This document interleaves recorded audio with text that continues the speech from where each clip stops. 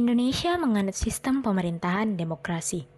Pernyataan tersebut biasa kita dengar dimanapun, baik di lingkungan tempat tinggal, lingkungan institusi pendidikan, atau bahkan media sosial. Namun, sebenarnya apa yang dimaksud dengan demokrasi? Demokrasi adalah sistem pemerintahan di mana kekuasaan tertinggi berada di tangan rakyat. Demokrasi berasal dari bahasa Yunani yaitu demos yang berarti rakyat dan kratein yang berarti kekuasaan, sehingga dapat diartikan sebagai pemerintahan oleh rakyat. Adapun prinsip utama demokrasi adalah kebebasan berpendapat, persamaan hak di depan hukum, pemilihan umum yang adil, serta transparansi dan akuntabilitas pemerintah.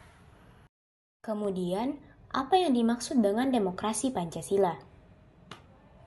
Demokrasi Pancasila adalah sistem demokrasi yang berlandaskan pada nilai-nilai Pancasila.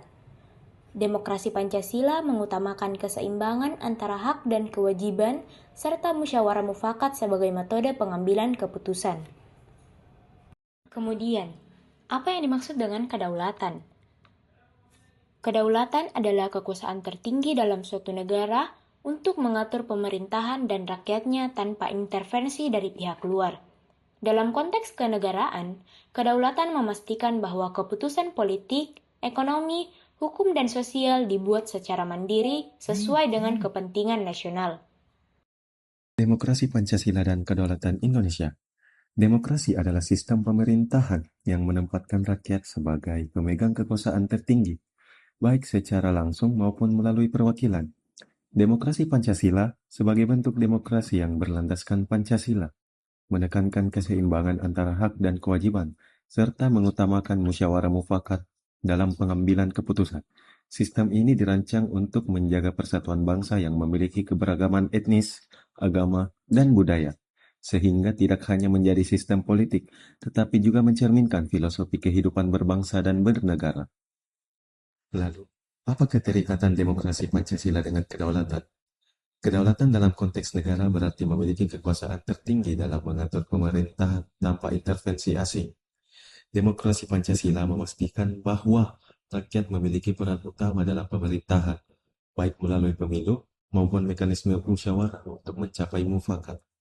Dengan demikian, segala kebijakan yang dibuat oleh pemerintah harus mencerminkan kepentingan rakyat dan nilai-nilai luhur Pancasila, bukan hanya kepentingan segelintir elit atau tekanan dari pihak luar. Kedaulatan Indonesia terdiri dari beberapa aspek utama yang harus dijaga dan diperkuat, termasuk kedaulatan politik, ekonomi, hukum, dan budaya. Demokrasi Pancasila memainkan peran sentral dalam memastikan bahwa kedaulatan ini tetap utuh dan tidak tergerus oleh kepentingan asing atau kebijakan yang merugikan rakyat. Implementasi demokrasi Pancasila dalam menekankan kedaulatan. Yang pertama, kedaulatan politik. Demokrasi Pancasila diterapkan melalui pemilihan umum yang bebas dan adil. Misalnya, dalam pemilu presiden dan legislatif di Indonesia, rakyat secara langsung memilih pemimpin dan wakilnya untuk memastikan pemerintah berjalan sesuai dengan aspirasi mereka. Selain itu, penguatan lembaga negara seperti DPRD, DPD, Mahkamah Konstitusi, dan KPK membantu memastikan transparansi dan keseimbangan kekuasaan. Nah, yang kedua, kedaulatan ekonomi. Penerapan ekonomi kerakyatan menjadi strategi utama untuk menjaga kedaulatan ekonomi.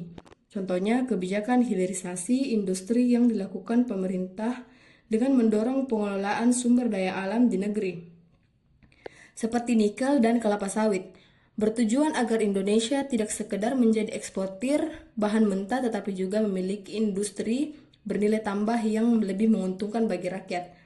Pasal 33 Undang-Undang Dasar 1945 menjadi dasar bagi negara untuk mengontrol sektor ekonomi yang strategis agar tidak dikuasai oleh investor asing secara berlebihan. Yang ketiga, kedaulatan hukum. Penegakan supremasi hukum menjadi elemen utama dalam memastikan keadilan bagi seluruh rakyat. Contoh nyata adalah penanganan kasus korupsi oleh KPK, di mana banyak pejabat publik yang terbukti melakukan korupsi telah ditindak secara hukum. Selain itu, perlindungan hak asasi manusia tetap dijaga dalam koridor Pancasila agar keseimbangan antara hak dan kewajiban tetap terjaga. Nah, yang keempat yaitu kedaulatan budaya. Pelestarian budaya Indonesia menjadi bagian dari strategi kedaulatan nasional. Contohnya program revitalisasi budaya daerah seperti pengakuan batik sebagai warisan budaya Indonesia oleh UNESCO telah memperkuat posisi Indonesia dalam diplomasi internasional.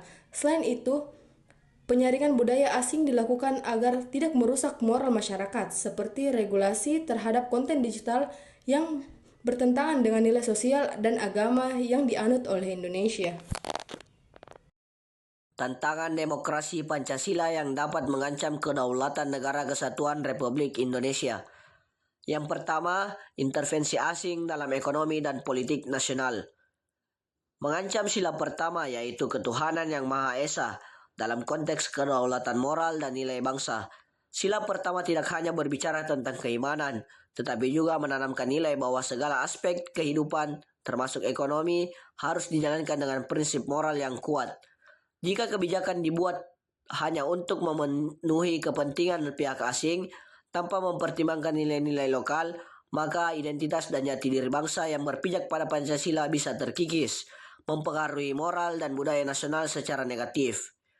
Yang kedua itu ada ancaman radikalisme dan ekstremisme. Ancaman radikalisme dan ekstremisme bertentangan dengan sila kemanusiaan yang adil dan beradab, karena mengabaikan nilai toleransi dan penghormatan terhadap sesama. Kelompok-kelompok yang menyebarkan ideologi anti Pancasila seringkali menolak keberagaman,